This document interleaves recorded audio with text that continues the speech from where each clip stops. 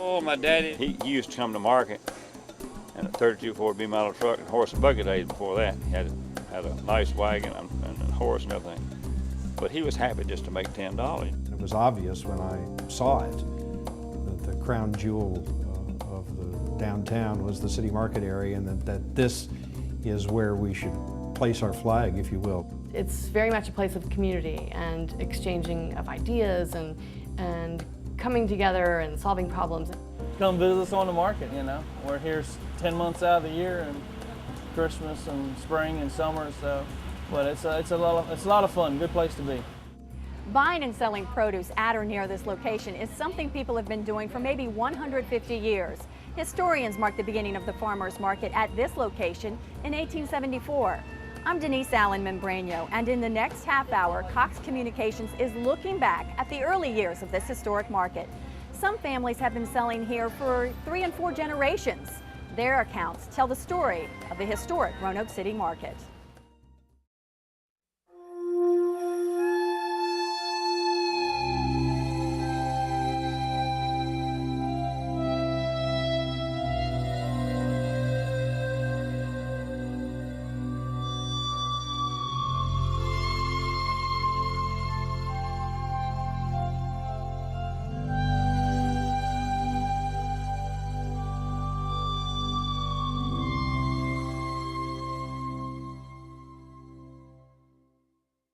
My earliest memory is mixing some lima beans in the wrong bin, helping someone wait on a customer and then putting the beans back in the wrong bin and then having to dig them out. That was fun. Much of the produce sold in the early years, and some of it now, started here at the Feed and Seed store. This business is 110 years old. 2007 marks its 100th year on the market. This building was built to house J.M. Harris Feed and Seed. In 1946, Frank Agnew Sr. bought the store. He was just a good businessman. He was a storekeeper all his life. He started out in West Virginia as a store clerk and worked his way up to store manager in the West Virginia coal fields. The look hasn't changed much over the years. In fact, a picture of the front counter looks just as it did 100 years ago. The counter itself is original, as are the seed drawers behind it. My father bought the cash register in 1950. It was rebuilt by NCR in 1950. It actually dates from the late 20s. But I do remember my father said he paid $2,500 for that cash register. The offices in the back are original, with a few changes. The outside 6 feet of that was added on after the store was opened. They had chicken wire up there to keep people from falling off. Wow. The steps were in the back. What has changed at Agnew Feed and Seed is what's on the shelves. The clientele is different, and the goods reflect that. We didn't used to stock hardware because there were hardware stores down here. And of course there are no hardware stores, and so in defense we have to carry some hardware items. We were strictly a garden shop, and now it's hardware and housewares, a little bit of everything. That bit of everything includes a favorite of Agnew's, the hats.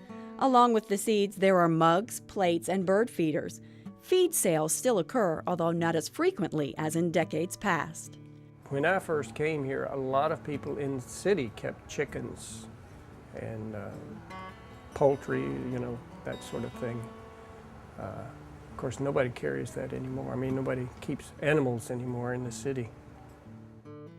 Agnew started working at the store when he was 13.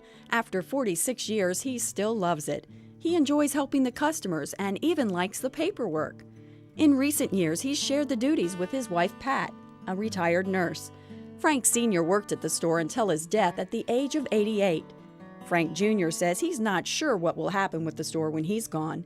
At this time, his children aren't interested in the family business. This is a traditional farmer's market type store because the farmers, of course, bring their produce in. They would also come and get their seeds and so on. So it was It's a close tie-in there. Need a potato, lady? When the market was born, Roanoke wasn't even an idea. It was not much more than a series of licks.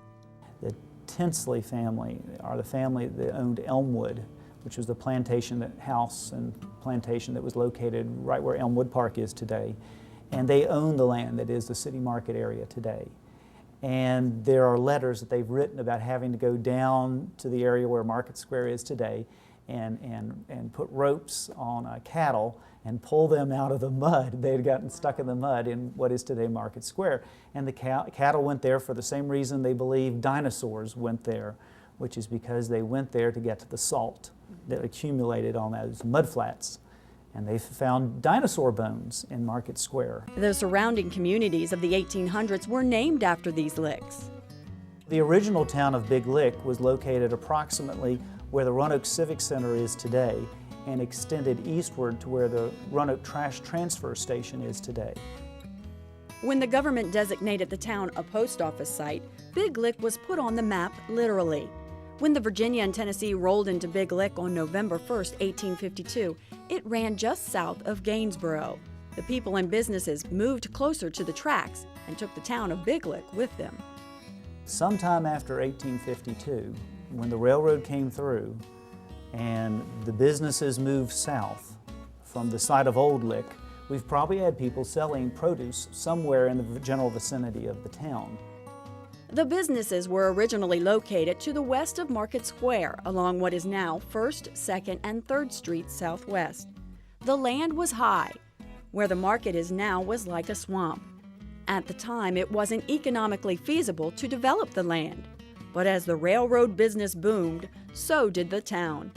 The name was changed to Roanoke in 1882, and on April 19, 1886, the first market house was complete. It had no restrooms or heat.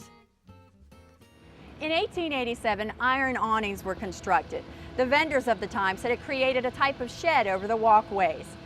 Water closets or bathrooms were added in 1889. Sidewalks were put in about the same time. The original market house was actually right here on Wall Street. In the early 1900s, Roanoke hired a city planner named John Nolan. He suggested a few changes for the market house. And it was a brick structure, but it was not a well-constructed building. And it was kind of off to the side of Market Square, which some of the photographs you have show.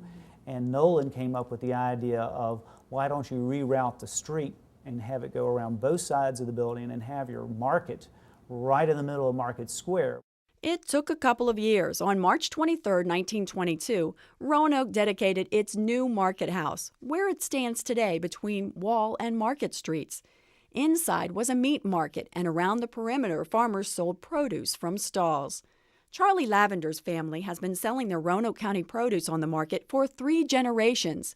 He used to come with his dad. I guess with 39 or 40, something like that, coming with him on Saturdays.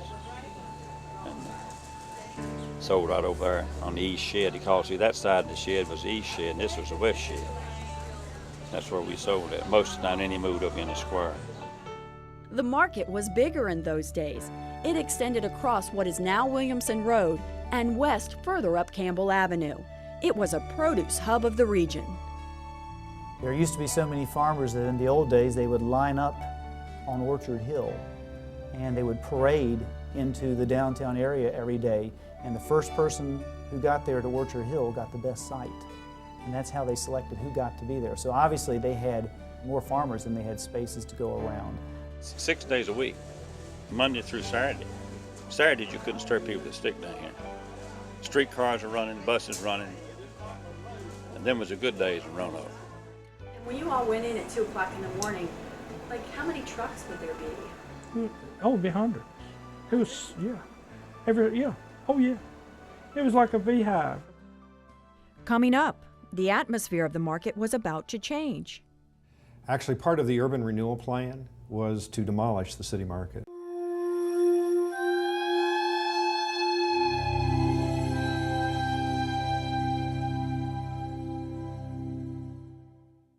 Cox was the first to bundle all their digital services. They're the best when it comes to customer satisfaction And more Cox customers choose them for digital cable, high-speed internet, and digital telephone. And that's something worth celebrating.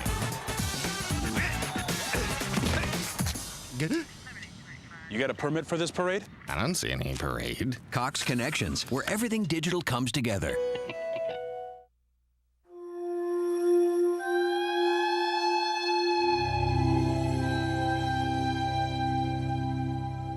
The first time I went to the Roanoke market, I was 14 years old, and that was the first time I'd been to Roanoke. And I went with Daddy, and he took beans, and he didn't sell them at night, and I slept in the truck all night until next morning, and he finally sold the beans for $1 a bushel. That was in 1931. She was Mildred Wright then. Her father, Isaac Wright, was a Franklin County farmer just as his father was before him. So it's no surprise to Granny Woods that she would raise another generation of farmers. She and Ralph Woods had 8 children, 7 boys and 1 girl. Son Jimmy still works the family land. Granny continued to sell at the market through the 1970s and into the 80s. He'd grow the beans and the stuff, and I'd help him all I could, and he'd grow them, and sometimes I'd have to go on Tuesday to the market and sell what we had, and then I'd go again on Saturday. The Roanoke Produce Market, as it was called, continued to be a beehive of activity through the 50s. A study published in cooperation with the State Department of Agriculture in July 1941 estimated $2 million worth of produce business was done at the market in 1940. The Roanoke market consisted of 8 large wholesale stores and 7 smaller ones at the time. The wholesalers received half of the produce they handled by rail. In addition to the wholesalers, there were 202 spaces for trucks and 96 other small spaces. In the busiest month, August, there was an average of 310 trucks a day. There were several days 350 trucks paid to sell on the market. It wasn't just produce. Chicken and cattle were other purchases a buyer could take home. The prosperity continued into the late 50s when Jimmy Woods first started going to the market. We got there at 2 o'clock in the morning, and it was a wholesale deal. Like I say, Kroger had a buy there, Micromack. It was an orange market. There was Charlie Hughes out of Lynchburg, Covington. I mean, just, they came here and bought. But as the 60s approached, change was in the air. More people were getting cars and driving wherever they wanted. Shopping malls stole customers from downtown. And progress in the form of highways was changing how people traveled to their destinations. The opening of the Weber, a Jefferson leg of the Weber Viaduct, just about did the market in the 1950s.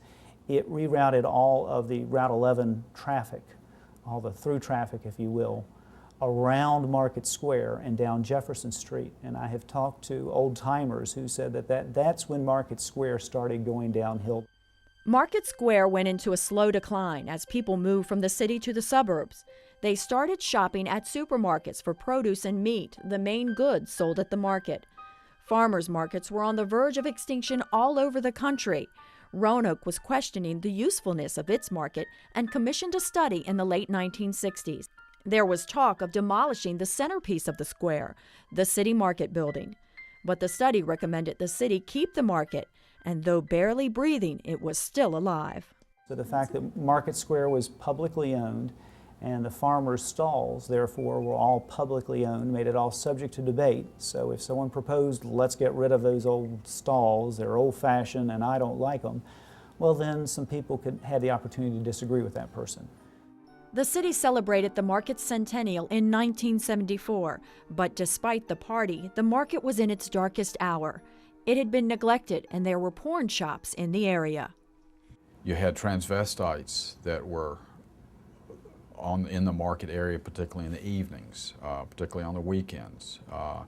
You had a large population of winos. Andy Williams saw a diamond in the rough. He had been to other cities and seen what can be done when older buildings are renovated. He had fallen in love with the hardwood floors and exposed brick. So he and Ezra Wirtz bought a building together. Wirtz's family had been selling produce on the market for more than 100 years. He used the first floor of the building for Wirtz's country store. Williams opened Gallery 3 in 1977 on the upper levels.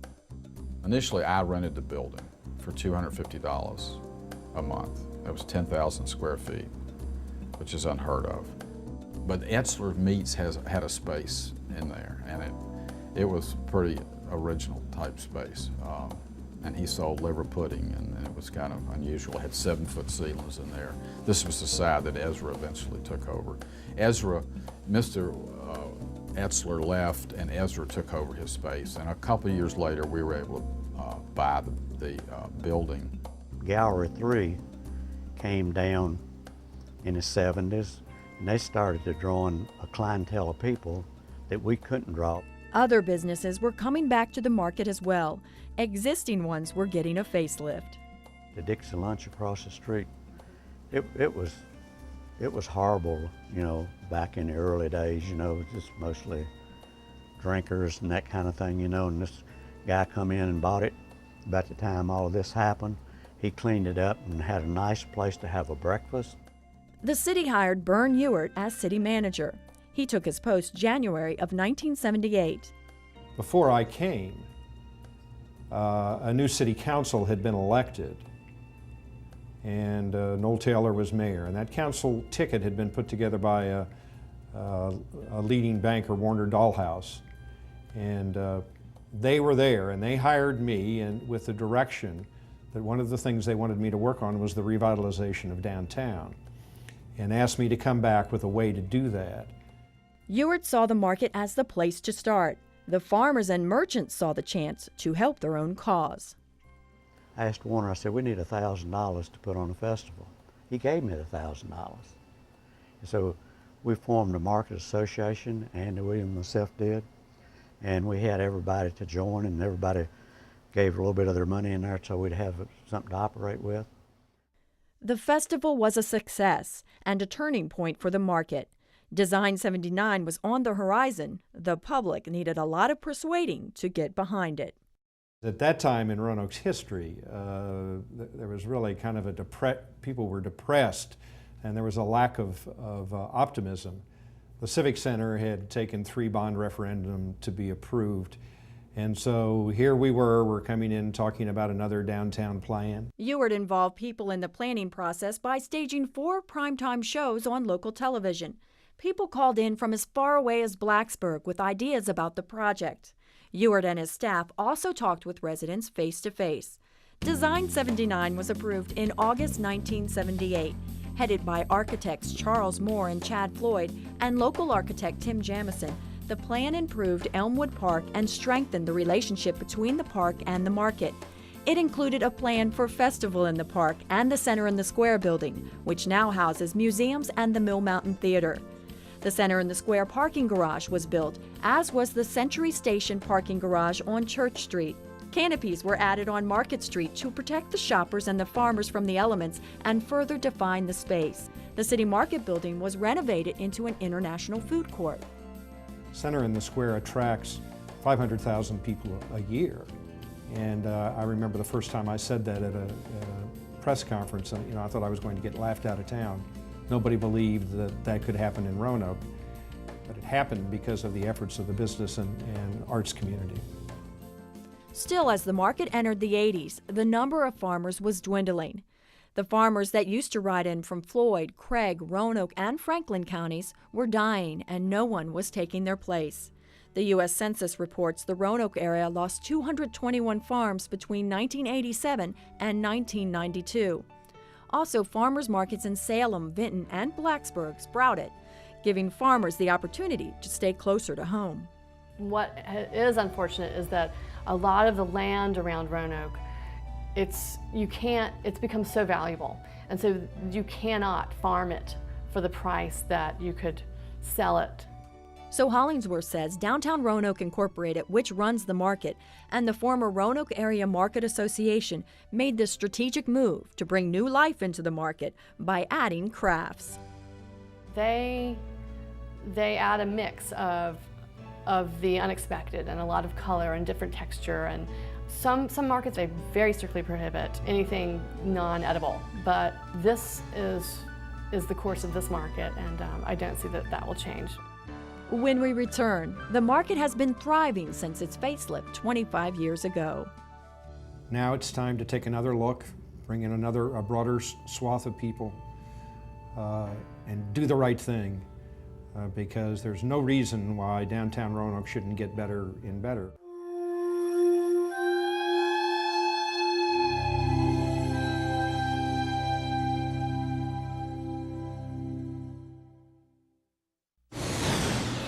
So this is where Cox makes all the magic. Yep, you like high def? Sure.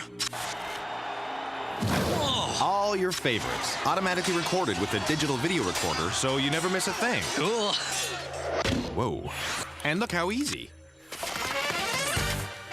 I love that show. So what equipment do I have to buy? Not a thing. Except maybe a couch. Cox Digital Cable. It's your entertainment made easy.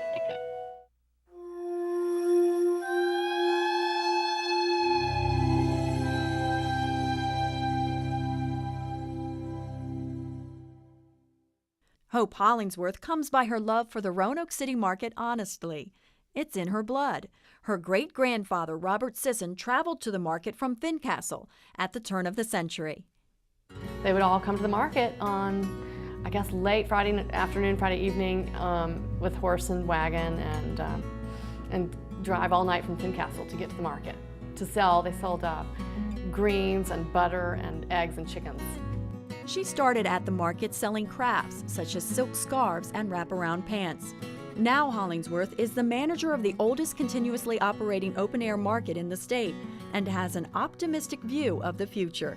She says the loss of farmers is slowing, and she signed 4 new growers in 2005.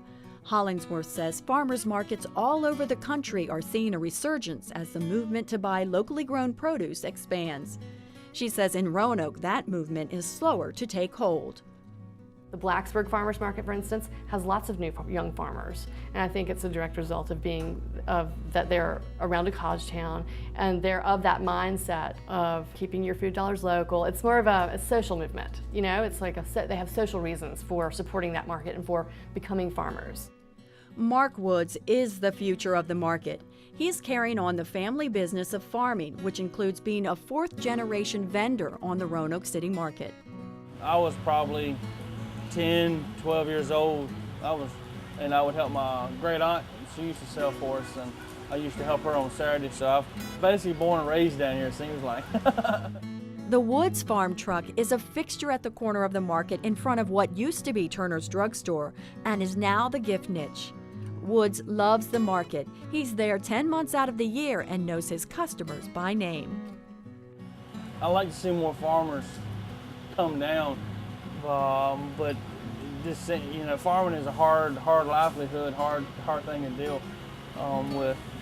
But the cities, they're working on the market study that they had done back in the spring, and so I'm interested to see what they're going to do there, and it's like a diamond in the rough. It's just got to be polished, you know.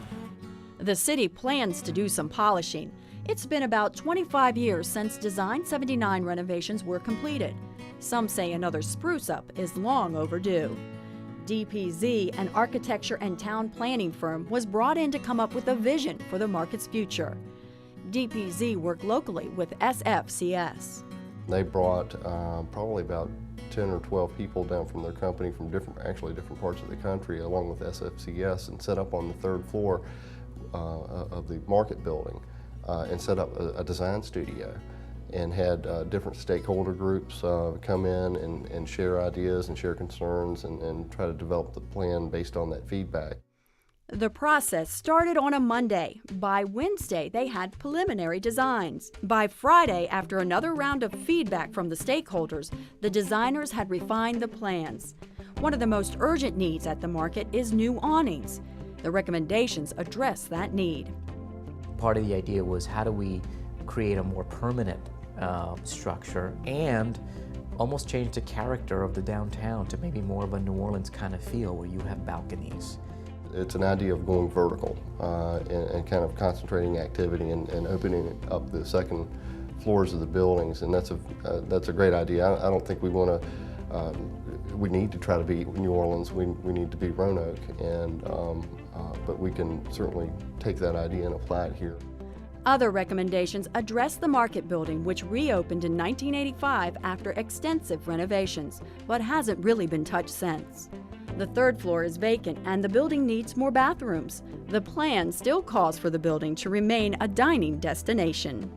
Part of that was to try to change the orientation of the businesses within the market building outward, so that we would have an outdoor dining feel to it, almost like a European feel to it. Streetcars have made it into the recommendations once again, just as they did in Design 79. The city has begun to study the idea, but they're a long way from laying tracks. We think that by putting a trolley along Jefferson Street, and maybe it could go all the way to the new Riverside development where Carillion is doing a lot of good things, that we can encourage more retail to go along Jefferson Street and therefore expanding the downtown. I would say primarily the thing is money. They do have a very high operational cost, but they also have a very high benefit in terms of providing a reliable means of transportation in and around downtown and to wherever it goes. Another recommendation, and one of the most doable projects, is a stepped plaza.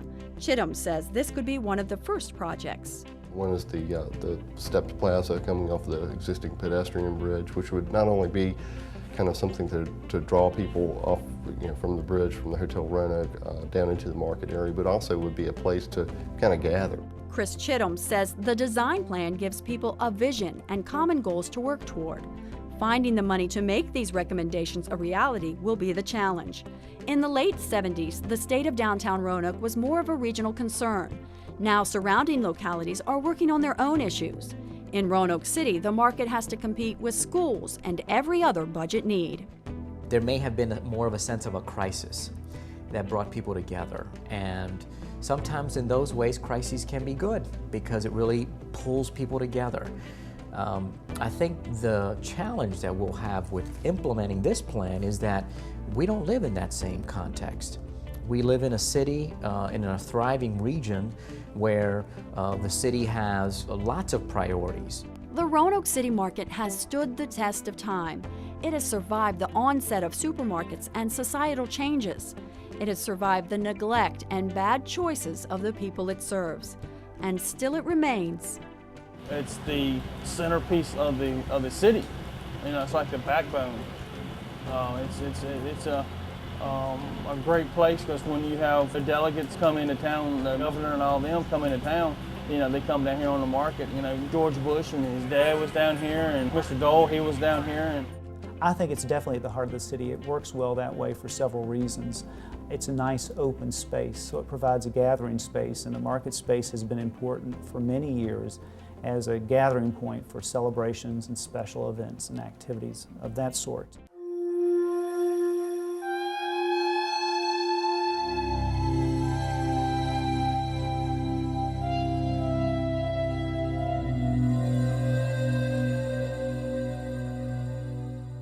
In 1983, the area within Williamson Road, Norfolk Avenue, South Jefferson Street, and Church Avenue, known as the Roanoke City Market District, was included on the National Register of Historic Places. In 2002, that boundary was increased to include 2 more buildings on Church Avenue. Every time someone buys produce on the city market, they're continuing one of Roanoke's oldest traditions, a tradition both vendors and patrons hope continues into the next century. I'm Denise Allen Membranio. Thanks for looking back with Cox Communications.